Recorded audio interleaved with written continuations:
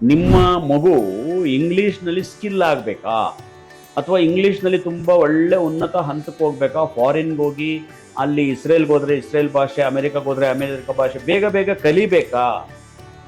ಅವರ ಕುಂಡಲಿಯಲ್ಲಿ ರಾಹು ಚೆನ್ನಾಗಿರಬೇಕು. ಈ ಲವ್ ಮಾಡ್ತಾರೆ ಲವರ್ಸ್, ಅವ್ರಿಗೆ ಬುಧ ಶುಕ್ರ ಫೇವರ್ ಆಗಿರ್ತಾರೆ. ಯಾಕೆ ಗೊತ್ತಾ? ಆಯಾ ಸಂದರ್ಭಕ್ಕೆ ತಕ್ಕಾಗೆ ಮಧುರವಾಗಿ ಮಾತಾಡ್ತಾರೆ. ಮೂರನೇ ಮನೆಯಲ್ಲಿ ಗುರು ಇದ್ರೆ, ಶುಕ್ರ ಇದ್ರೆ, ಚಂದ್ರ ಇದ್ರೆ ಮುದ್ದಾಗಿ ಬರೀತಾರೆ. ಮೂರನೇ ಮನೆಯಲ್ಲಿ ರಾಹು ಇದ್ರೆ, ಕೇತು ಇದ್ರೆ, ಕುಜ ಇದ್ರೆ ಕೋಳಿ ಕಾಲು ಬರೀತಾರೆ. ಬರೆಯಪ್ಪ ಇಲ್ಲಿ 7 ತೆಂಗಿನಕಾಯಿ ಏನ್ ಬರಿ ಅಂದ್ರೆ 7 ತಿಂಗಳ ತಾಯಿ ಏನ್ ಬರೀ ಅರ್ಥವೇ ಆಗಲ್ಲ.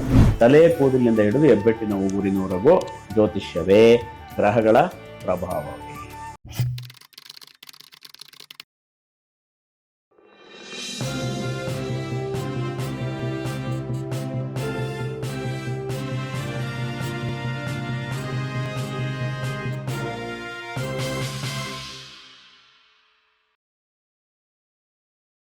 ಇನ್ನು ಮಕ್ಕಳ ಬಗ್ಗೆ, ಅವ್ರಿಗೆ ಧ್ಯಾನ ಪ್ರಯೋಗಗಳು, ಅವ್ರನ್ನ ಹೇಗೆ ಬೆಳೆಸ್ಬೇಕು, ಅವ್ರಿಗೆ ಪರೀಕ್ಷೆಗಳಲ್ಲಿ ಹೇಗೆ ತಯಾರಿ ಆಗಬೇಕು, ಅದಕ್ಕೆ ಪೋಷಕರೇ ಹೇಗೆ ಸಹಕಾರ ಕೊಡಬೇಕು ಅನ್ನೋದನ್ನು ಒಂದಿಷ್ಟು ಮಾಹಿತಿಗಳನ್ನ ಕೊಡೋ ಪ್ರಯತ್ನ ಮಾಡಿದ್ವಿ. ಈಗ ಮತ್ತೆ ಜ್ಯೋತಿಷ್ಯಕ್ಕೆ ಬರೋಣ.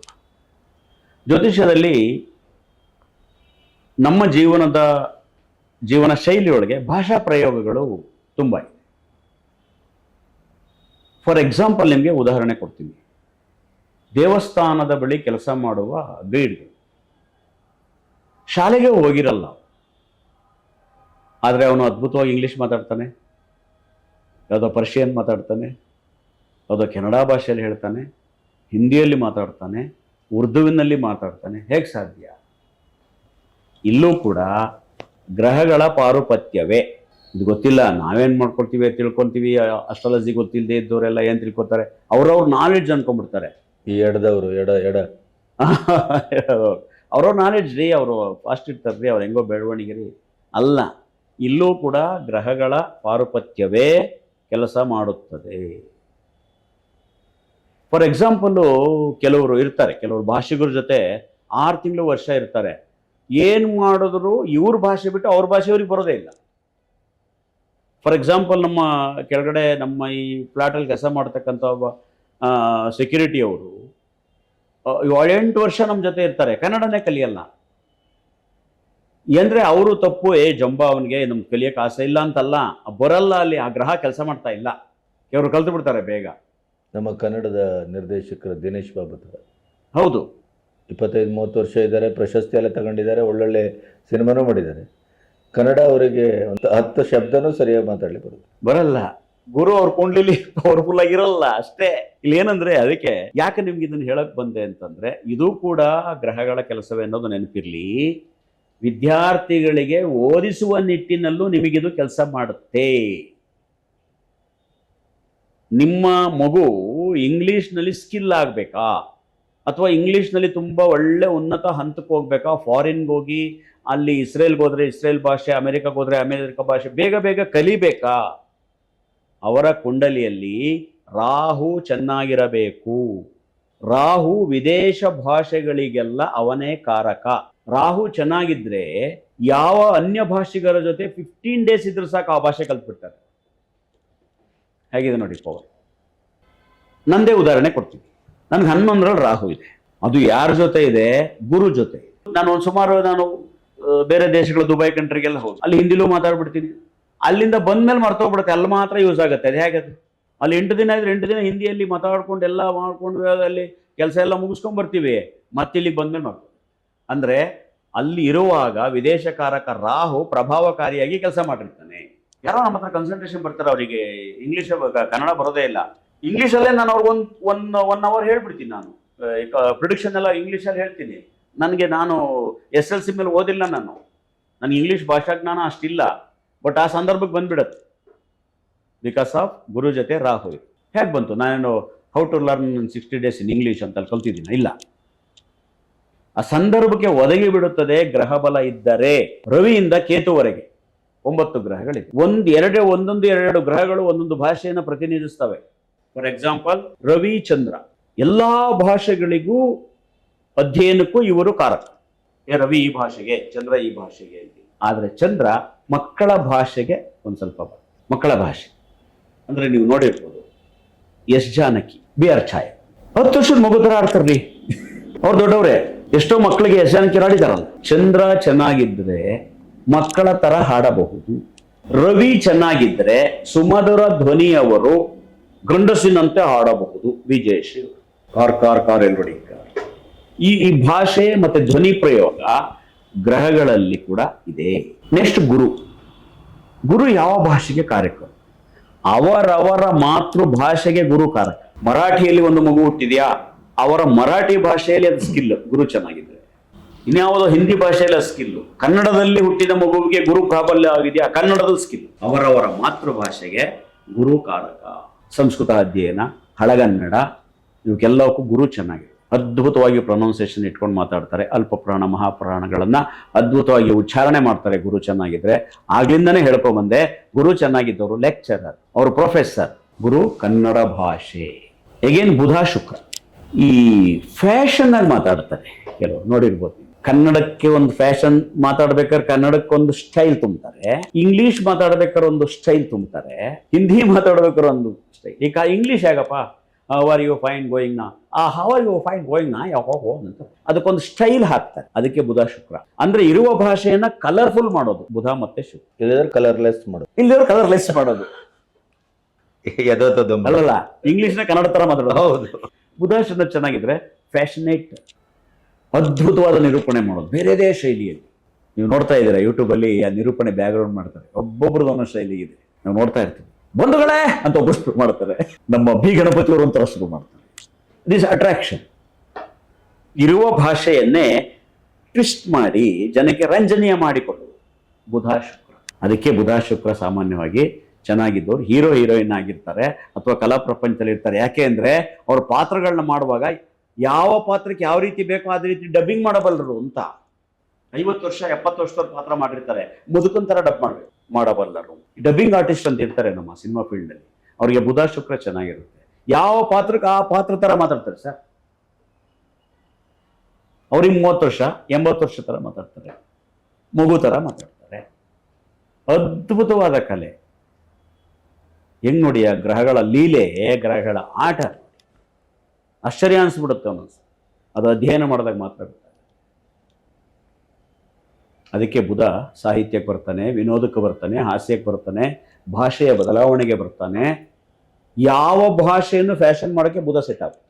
ಈ ಲವ್ ಮಾಡ್ತಾರೆ ಲವರ್ಸ್, ಅವ್ರಿಗೆ ಬುಧ ಶುಕ್ರ ಫೇವರ್ ಆಗಿರ್ತಾರೆ. ಯಾಕೆ ಗೊತ್ತಾ, ಆಯಾ ಸಂದರ್ಭಕ್ಕೆ ತಕ್ಕಾಗೆ ಮಧುರವಾಗಿ ಮಾತಾಡ್ತಾರೆ.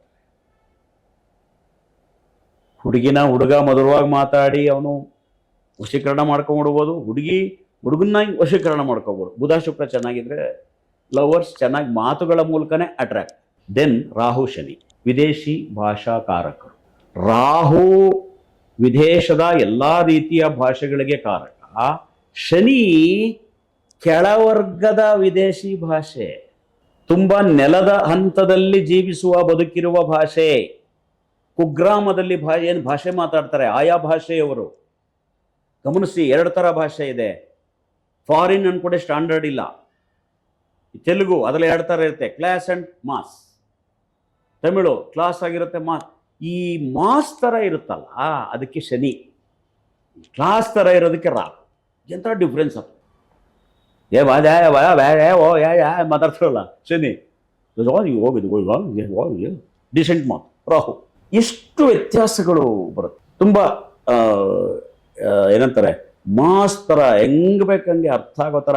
ಯಾವ ತುಂಬ ಏನಂತಾರೆ ಗ್ರಾಮ್ಯ ಭಾಷೆ. ನಮ್ಮ ಬೇರೆ ಭಾಷೆ ಹಳ್ಳಿ ಭಾಷೆಗಳು ನನಗೆ ಗೊತ್ತಿಲ್ಲ, ಬಟ್ ನಮ್ಮ ಕಡೆ ಹಳ್ಳಿ ಭಾಷೆ ಎಲ್ಲ ಬರಲ್ಲ, ಚೆನ್ನಾಗಿದಿಲ್ಲ, ಇಲ್ಲೆಲ್ಲ ಸಮಾಚಾರ, ಅಲ್ಲೇ ಹೋಯ್ತಿಲ್ಲ ಬರಲ್ಲ, ಈ ಭಾಷೆ ಇದೆಯಲ್ಲ ಶನಿ ಅಂತ ಇಟ್ಕೊಳ್ಳೋಣ. ಏನಪ್ಪ ಚೆನ್ನಾಗಿದ್ದೀನಪ್ಪ, ಆರಾಮಾಗಿದೆಯಾ, ಮತ್ತೆ ಇನ್ನೇನು ಸಮಾಚಾರ, ಊರಿಗೆ ಹೋಗಿದ್ಯಾ, ಇಸ್ ರಾಹು ಅಂತ ಇಟ್ಕೊಳ್ಳೋಣ. ಇದು ಕನ್ನಡ ರಾಹು ಅಲ್ಲ, ಬೇರೆ ಭಾಷೆಗೆ ಹೇಳ್ತಾ ಇದ್ದೀನಿ. ಬೇರೆ ಭಾಷೆ ನನಗೆ ವ್ಯತ್ಯಾಸಗಳು ಗೊತ್ತಿಲ್ಲ, ನಾವೆಲ್ಲ ಓಡಾಡಿಲ್ಲಲ್ಲ. ಅಲ್ಲಿ ನೆಲದ ಭಾಷೆ ಒಂದು ಆಕಾಶದ ಭಾಷೆ ಅಂತ ಹೇಳಿ.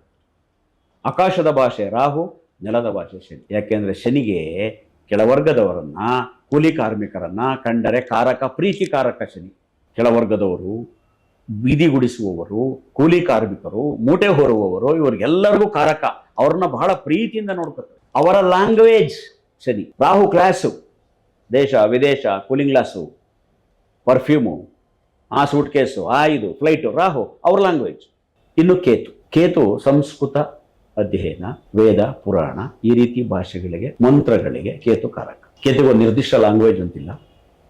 ಮಂತ್ರ ಪಠಣಗಳು, ಮೋಕ್ಷಕಾರಕ, ಈ ಏನನ್ನು ಹೇಳ್ತೀವಲ್ಲ ನಾವು ಬೀಜಾಕ್ಷರ ಮಂತ್ರಗಳು, ಅದು ಅಂತ ಏನು ಹೇಳ್ತೀವಲ್ಲ ಅದಕ್ಕೆಲ್ಲ ಕೇತುಕಾರಕರು. ಯಾಕೆಂದ್ರೆ ಧಾರ್ಮಿಕ ಗ್ರಹ.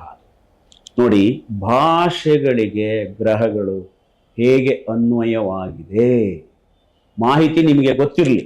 ನಾವು ಅವ್ರದ್ದು ಆ ಭಾಷೆ ಈ ಭಾಷೆ ಅವ್ರು ಹಂಗೆ ಮಾತಾಡಿದ್ರೆ ಆಡ್ಕೊಳಂಗಿಲ್ಲ. ಅದೆಲ್ಲ ಗ್ರಹಕ್ಕೆ ಸಂಬಂಧಪಟ್ಟಿದ್ದು ಅಷ್ಟೇ, ನಾವು ಸ್ವೀಕರಿಸ್ಬೇಕು. ಭಾಷೆಗಳ ಬಗ್ಗೆ ತಿಳ್ಕೊಂಡ್ರಿ. ಇನ್ನು ಹ್ಯಾಂಡ್ ರೈಟಿಂಗ್ ಮಾತಾಯ್ತು. ಬರವಣಿಗೆಗೆ ಏನು ಗ್ರಹಗಳು ಕೆಲಸ ಮಾಡಿ. ಕೆಲವು ಮಕ್ಕಳು ದುಂಡಗೆ ಬರೀತಾರೆ, ಕೆಲವ್ರ ಮಕ್ಕಳಿಗೆ ಕೋಳಿ ಕಾಲು ಅಂತ, ಕೆಲವ್ರಿಗೆ ನಾವು ಬರೆಯೋದೇ ಇಲ್ಲ ಅಂತಾರೆ, ಬರೆಯೋಕೆ ಮನಸ್ಸಿಲ್ಲ. ಬೇಕಾದ್ರೆ ಟೈಪ್ ಮಾಡಿ ಮೊಬೈಲಲ್ಲಿ ಕಳಿಸ್ಬಿಡ್ತಾರೆ, ಇಲ್ಲವ್ರೆ ಲ್ಯಾಪ್ಟಾಪಲ್ಲಿ ಟೈಪ್ ಮಾಡಿಬಿಡ್ತಾರೆ, ಬರೆಯೋಕ್ಕೆ ಮನಸ್ಸಾಗಲ್ಲ. ಅದಕ್ಕೆ ಕಾರಣ ಏನಂತಂದರೆ, ನೋಡಿ, ಇದು ನಿಮ್ಮ ರಾಶಿ ಅನ್ಕೊಳ್ಳಿ, ಮೇಷರಾಶಿ ಅಥವಾ ವೃಷಭ ರಾಶಿ.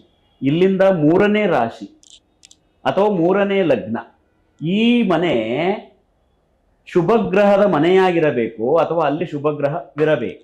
ಅಕ್ಷರ ದುಂಡು. ಪರೀಕ್ಷೆಯಲ್ಲಿ ಅವ್ರಿಗೆ ಉತ್ತರ ತಪ್ಪು ಬರೆದಿದ್ರು ಕೂಡ ವ್ಯಾಲ್ಯೂಯೇಷನ್ ಮಾಡುವವರು ಪರ್ಸೆಂಟೇಜ್ ಆಫ್ ಮಾರ್ಕ್ಸ್ ಜಾಸ್ತಿ. ಅಟ್ಲೀಸ್ಟ್ ದುಂಡು ಬರ್ದಿದ್ದಾನಲ್ಲ, ಲಾಭ ಇದೆ ನೋಡಿ. ಎಲ್ಲ ತುಂಬಾ ಉತ್ತರಗಳು ಚೆನ್ನಾಗಿ ಬರೀತಾರೆ, ವ್ಯಾಲ್ಯೂಯೇಷನ್ ಮಾಡೋಕೆ ಅರ್ಥನೇ ಆಗಲ್ಲ. ಕೋಳಿ ಕಾಲಕ್ಷಣ. ಈ 3ನೇ ಮನೆ ಕೆಟ್ಟಿದ್ರೆ, 3ನೇ ಮನೆಯಲ್ಲಿ ಗುರು ಇದ್ರೆ, ಶುಕ್ರ ಇದ್ರೆ, ಚಂದ್ರ ಇದ್ರೆ ಮುದ್ದಾಗಿ ಬರೀತಾರೆ. 3ನೇ ಮನೆಯಲ್ಲಿ ರಾಹು ಇದ್ರೆ, ಕೇತು ಇದ್ರೆ, ಕುಜ ಇದ್ರೆ ಕೋಳಿ ಕಾಲು ಬರೀತಾರೆ ಅಥವಾ ನಾವು ಬರೆಯಲ್ಲ ಅಂತಾರೆ. ಇದು ಪರೀಕ್ಷೆಯಲ್ಲಿ ಉಪಯೋಗಕ್ಕೆ ಬರುತ್ತೆ. ನಮಗ ತುಂಬಾ ಬುದ್ಧಿವಂತ, ಎಲ್ಲ ಗೊತ್ತಿದೆ, ಆದ್ರೆ ಬರೆಯಕ್ ಸೋಮಾರಿ ಅಂದ್ರೆ ಏನ್ ಮಾಡೋದು?